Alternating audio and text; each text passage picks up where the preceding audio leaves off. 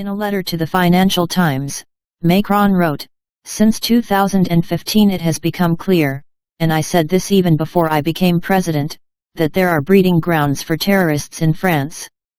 If you do not believe me, read the social media postings of hatred shared in the name of a distorted Islam that resulted in Paty's death. Visit the districts where small girls aged 3 or 4 are wearing a full veil, separated from boys, and, from a very young age, separated from the rest of society, raised in hatred of France's values.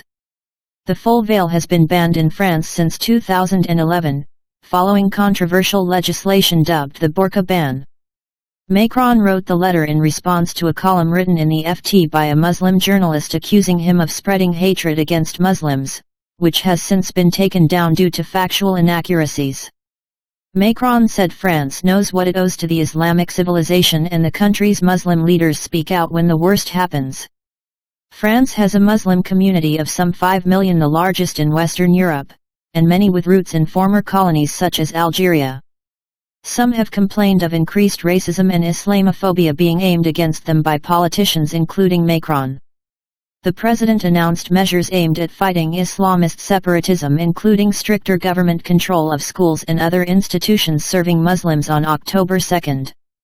During a speech, he said Islam was in crisis globally, and he has also pledged that France will continue to publish Charlie Hebdo cartoons mocking the Prophet Muhammad. This has led to demonstrations across the Arab and Muslim world for the past 2 weeks, with thousands calling for a boycott of French products.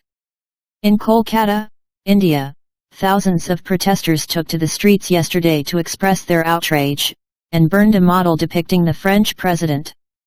Meanwhile in Bangladesh, Muslims rallied and called for a boycott of French goods whilst condemning Macron for his remarks defending the controversial cartoons.